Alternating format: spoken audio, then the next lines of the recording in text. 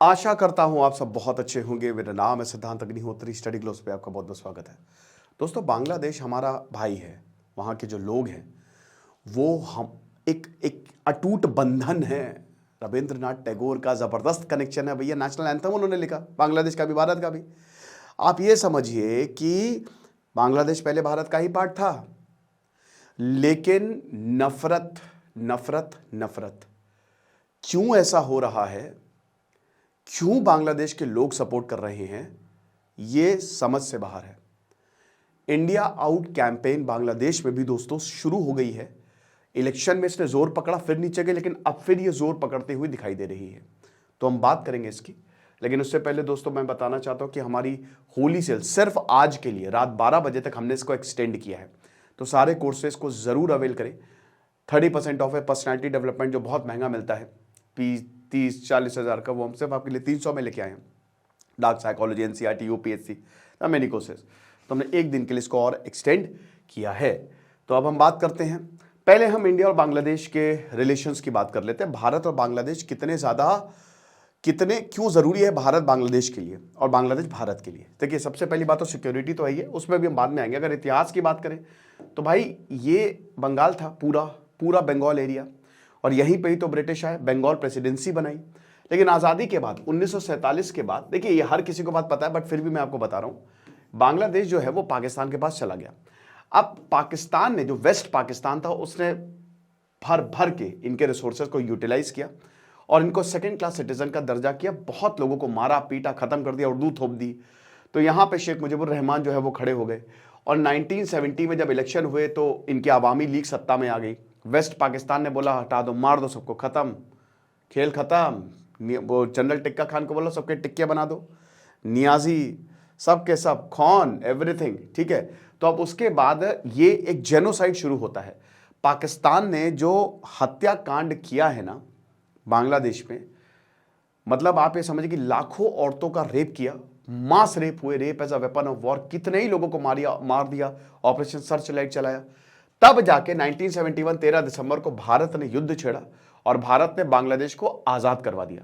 बहुत ही फेमस कि जनरल नियाजी जो है ना, मीटिंग कर रहे थे और इधर से भारत का प्लेन आता, धा धाम, गोला पड़ता, खत्म। वहां पर गवर्नर कहता मैं तुरंत रिजाइन कर रहा हूं। जनरल नियाजी डर के मारे सीट के नीचे।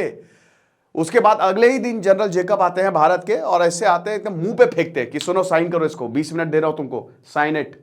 जनरल नियाजी कहते हैं कि अगर हम ना करें तो कंडीशंस तो बताओ कि कंडीशंस, तुम उस औकात देखो अपनी, तुम उस कंडीशन में हो। क्या कंडीशन बोल रहे हो? अगला गोला तुम्हारे घर पे गिरेगा, दिखोगे नहीं, समझ रहे हो? साइन करो, बाहर में सिगार पी रहा हूं, 20 मिनट में आता हूं। उसके बाद 20 मिनट में छीन लिया उनसे, I take it. General Niazi ऐसे रोते रोते, तो भाई पूरी आर्मी ने सरेंडर कर दिया था और बांग्लादेश का जन्म हुआ। Bangladesh was born. लेकिन फिर दिक्कतें हुई। बांग्लादेश वैसा था ही नहीं। शेख मुजीबुर रहमान डेमोक्रेसी पे आए थे, लेकिन कहीं ना कहीं उन्होंने वही करना शुरू कर दिया जो वेस्ट पाकिस्तान कर रहा था। और इसका अंत 1975 में ही हो गया, जब शेख मुजीबुर रहमान की पूरी फैमिली को मार दिया गया। उनके छोटे, मतलब जो उनका पोता था 8 साल का, उनको भी नहीं छोड़ा गया। एक तख्ता पलट हो गया बांग्लादेश में। शेख हसीना उस समय जर्मनी में थी, बच गई, वरना वो भी मार दी जाती। अब उसके बाद 1976 बांग्लादेश नेशनलिस्टिक पार्टी बीएनपी, इसका जन्म होता है। अब मैं आपको इसका एक बहुत इंपॉर्टेंट पॉइंट बताता हूं। ये बीएनपी कौन है? जनरल जिया और रहमान। ये देश को सेक्युलर नहीं, इस्लामिक स्टेट बनाना चाहते थे और इन्होंने पाकिस्तान आर्मी की मदद की थी। पाकिस्तान आर्मी की 1971 में जब पूरा बांग्लादेश तबाह हो रहा था, तो इन्होंने मदद की थी कि हां मारो, हम आपके साथ हैं, ठीक है। ये आ जाते हैं सत्ता में, और जब ये आए तो पाकिस्तान को एक और अपर हैंड कि चलो कोई बात नहीं, आ गया है, हमारी पिट्ठू है। 15 साल तक ये हुआ, लेकिन 1990 के बाद फिर से हम ये देखते हैं कि सिविलियन गवर्नमेंट आई। जिया और रहमान मर गए। अब उनकी जो विडो है, विधवा खालिदा जिया, उनके पास सत्ता आ गई। 1996 में वो प्रधानमंत्री चुन के आई। फिर उसके बाद एक पावर शिफ्ट ऑफ पावर होता रहा। 2001 में प्रधानमंत्री चुन के आई। एक केयर टेकर गवर्नमेंट का वहां पे दिक्कत रहती है, ठीक है, कि पीठ पीछे एक सरकार चलती रहती है जब तक इलेक्शंस होते हैं, तो ये केयर टेकर गवर्नमेंट बड़ी डेंजरस होती है। बट बात में खैर अभी हम इसको इतना डीप, एक मैंने लेक्चर लिया था केयर टेकर गवर्नमेंट बांग्लादेश पे, आप देखिएगा जरूर। यहां पे शेख हसीना जो है वो फिर लौट के उन्होंने इलेक्शन लड़ा, और दोस्तों अब पावर का ऐसे हस्तांतरण होता रहा, एक बार शेख हसीना के पास, एक बार खालिदा जिया के पास। लेकिन जब तक, जैसे 2001 से लेकर 2006 तक खालिदा जिया पीएम थी, जब खालिदा जिया आती तो वो एंटी इंडिया है, ठीक है ना, और प्रो पाकिस्तान प्रो चाइना है, तो वो एंटी इंडिया है। बीएनपी की सदस्य मेन लीड वही है, वो हमेशा भारत इंडिया आउट, ठीक है ऐसा, और कट्टरवाद को सपोर्ट करती है वो। भाई वो कौन सा आतंकी है मुजाहिदीन करके बांग्लादेशी, तो उसको उसके ऊपर से प्रतिबंध हटा लिया था 2001-2006, और आपको याद होगा कि इसी दौरान भारत में बहुत सारे आतंकी हमले हुए थे, है ना। अब 2008 में पहली बार शेख हसीना चुन के आती, पहली बार कह रहा हूं, दूसरी बार शेख हसीना चुन के आती है, और अब तब से लेकर अभी तक चौथा इलेक्शन था 2024 में, शेख हसीना रही। शेख हसीना भारत की बेटी हैं, तो भारत से बहुत अच्छे संबंध शेख हसीना से रहे हैं। शेख हसीना प्रो इंडिया मानी जाती हैं, ठीक है। लेकिन दिक्कत क्या है, दिक्कत यह है कि बांग्लादेश में जो खालिदा जिया हैं उनका अच्छा खासा सपोर्ट है। एक तो एंटी इनकम्बेंसी यहां पे शेख हसीना के साथ चल रही है। हमारी अच्छी किस्मत कि शेख हसीना दोबारा चुन के आ गई। अब अभी 2024 में इलेक्शन हुए, लेकिन इंडिया आउट कैंपेन बहुत पहले से इन्होंने शुरू कर दी थी। मालदीव्स में इंडिया आउट कैंपेन चली, मालदीव्स में इलेक्शन जीता। खालिदा जिया के जो बेटे हैं, ठीक है, वो लंदन में रहते हैं, और वो तारिक रहमान, वो वहां से पूरा इंडिया आउट कैंपेन चला रहे हैं। एक सिस्टमैटिक तरीके से जब बांग्लादेश के इलेक्शंस थे तो ये इंडिया आउट कैंपेन चलाएगी। इसमें यह था कि जितने भी प्रोडक्ट भारत को 2011 साफ्टा एग्रीमेंट के तहत भारत फ्री ड्यूटी पास है, मतलब भारत बांग्लादेश के प्रोडक्ट पे बहुत ज्यादा टैक्स लगाता है, टैरिफ लगाता है ना, बांग्लादेश करता है ऐसा, ठीक है ना। तो भारत के प्रोडक्ट आसानी से चले जाते हैं, कोई दिक्कत नहीं है। तो पैराशूट ऑयल से लेकर सफोला तेल से लेकर बहुत सारे भारतीय प्रोडक्ट जो है वो उनकी ग्रोसरी शॉप में बिकते हैं। तो अब बता रहे थे कि फरवरी में ये जीरो बिके, इंडिया आउट कैंपेन। अब इंडिया आउट कैंपेन देखिए, बीएनपी जो है ये सब इनको भी पैसा आता है, और मैंने क्या बताया कि कहीं ना कहीं क्या चाइना और पाकिस्तान का सपोर्ट है, ठीक है ना। और ये एंटी इंडिया इंस्टांस, हालांकि आपको बता दूं कि नरेंद्र मोदी से ये मिली थी, नरेंद्र मोदी से ये होटल में जाके मिली जो खालिदा जिया हैं। लेकिन जब नरेंद्र मोदी अभी स्वर्ण जयंती पे जब बांग्लादेश गए थे ना, तो उनका बहुत विरोध प्रदर्शन हुआ था, बहुत ज्यादा। पिछले साल वर्ल्ड कप का फाइनल भारत हारा, बांग्लादेश की गलियों में सेलिब्रेशन हुए, इतना लोगों ने सेलिब्रेट किया, लोगों ने हर जगह खुशियां मनाई कि भारत हार गया वर्ल्ड कप फाइनल में, क्रिकेट फाइनल में। तो नफरत है। नवदुर्गा में हमने देखा कि बांग्लादेश जो हिंदू मंदिर है वहां पे मतलब हमला हुआ वहां पे, ठीक है। भारतीयों के खिलाफ एक नफरत का माहौल है, और इसमें बीएनपी एक बहुत बड़ा रोल प्ले कर रही है, ठीक है।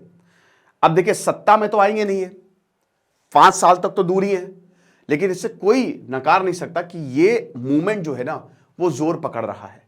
अब भारत बांग्लादेश में हर एक चीज, जैसे अभी 2026 में भारत बांग्लादेश का लीस्ट डेवलप्ड कंट्री स्टेटस चला जाएगा, तो इससे comprehensive economic agreement already Bangladesh ने भारत के साथ साइन कर लिया है। भारत 2023 में रुपीज में ट्रेड कर रहा है, डॉलर डिपेंडेंसी बंद कर रहा है। म्यांमार, भारत बांग्लादेश एक ट्राइलेटरल हाईवे बना रहे हैं, जो पोर्ट का एक्सेस है वो आसानी से, दोनों ही पोर्ट का एक्सेस जो है बांग्लादेश ने भारत को दिया, भारत ने बांग्लादेश को भी दिया है। अगरतला से पूरा इधर ढाका तक एक रेलवे लाइन बनाने की, खैर ट्रेन तो चलती ही है, मैत्री एक्सप्रेस। लेकिन यहां बांग्लादेश और भारत बहुत अच्छे दोस्त हैं। दोस्त क्या मतलब, एक ही यहां पे एक समझ लीजिए। लेकिन ये जो नफरत है ना वो भारत के खिलाफ बांग्लादेश में करवाई जा रही है। अब बांग्लादेश काफी डेवलप कर रहा है, शेख हसीना का कार्यकाल बहुत बढ़िया रहा है, गरीबी को उन्होंने कम किया, बांग्लादेश को कहां से कहां पहुंचा दिया। उनका टेक्सटाइल, बांग्लादेश की जो मेन स्ट्रेंथ है वो टेक्सटाइल है। जब तक बांग्लादेश पाकिस्तान के पास था, पाकिस्तान की इकोनॉमी बहुत तेजी से बढ़ रही थी, क्योंकि वहां का टेक्सटाइल, वहां का जो कॉटन है, कॉटन कल्टीवेशन है, जूट जो है वो बहुत अच्छा है, जबरदस्त क्वालिटी का, पूरी दुनिया में उसकी डिमांड है। तभी तो ब्रिटिशर जो है, ब्रिटिशर क्योंकि बंगाल में थे वो जीत गए, वरना वो जीतते नहीं, फ्रांस जीतता, ठीक है। तो अब यही है। तो बांग्लादेश जो है ना वो वैसे ही हिस्टोरिकली ज्योग्राफी उसकी ऐसी है कि उसको इकोनॉमिक वरदान है, और अब जो शेख हसीना उन्होंने उस पर कैपिटलाइज किया, ठीक है। जो टेक्सटाइल उद्योग है बहुत तेजी से, इसमें भी मैंने लेक्चर लिए बहुत सारे, लेकिन अब उसमें तो हम नहीं जाएंगे, बट बहुत तेजी से टेक्सटाइल उद्योग बढ़ा, जिसकी वजह से बांग्लादेश में जीडीपी बहुत ऊपर गई। महिलाएं जो है वहां पे, जो महिलाएं निकलती नहीं थी घर से, महिलाएं जो है वहां पे उद्योगों में काम कर रही है, और इसमें भारत का बहुत बड़ा सपोर्ट है ना। अब जैसे अमेरिका में कहा कि फ्री एंड फेयर इलेक्शन होने चाहिए, बीएनपी का कहना है कि फ्री एंड फेयर इलेक्शन ही भारत के अड़ियल रवैये की वजह से फ्री एंड फेयर इलेक्शन नहीं हुए, ठीक है, भारत का हस्तक्षेप था। लेकिन यहां पे फॉरेन मिनिस्टर का कहना है कि ये सब बकवास है, आपको लगता है कि अगर आप भारत से दूर जाके अपनी इकोनॉमी ग्रो कर पाओगे तो कर लो, ऐसा नहीं होने वाला, भूल जाइए आप। भारत के प्रोडक्ट्स, बांग्लादेश पर भारत की काफी डिपेंडेंसी है, भारत के बहुत सारे प्रोडक्ट जो है वो बांग्लादेश में जाते हैं, ठीक है, लेकिन ये चिंताजनक है। बाकी अगर हम कनेक्टिविटी की बात करें तो मैं आपको कुछ चीजें बताना चाहता हूं यहां पे, ठीक है ना। मेरे सामने ये बेसिकली आर्टिकल ही खुला हुआ है। तो अभी दोस्तों 25 अगस्त, मतलब अगस्त में ही, ये जो joint group of customs meeting हुई थी भारत और बांग्लादेश की, ठीक है ना, तो उसमें यही था, ये बहुत क्रिटिकल पॉइंट था।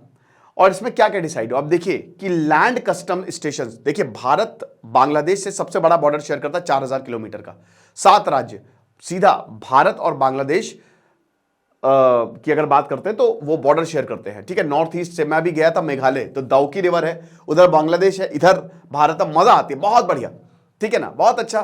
तो बॉर्डर बांग्लादेश से ऐसा बॉर्डर है ना कि वो फिजिकल, वो खाली ऐसी नाम मात्र का है, ठीक है, बहुत अच्छे रिलेशन है, फ्रेंड रिलेशन है, कोई दिक्कत नहीं है, ठीक है।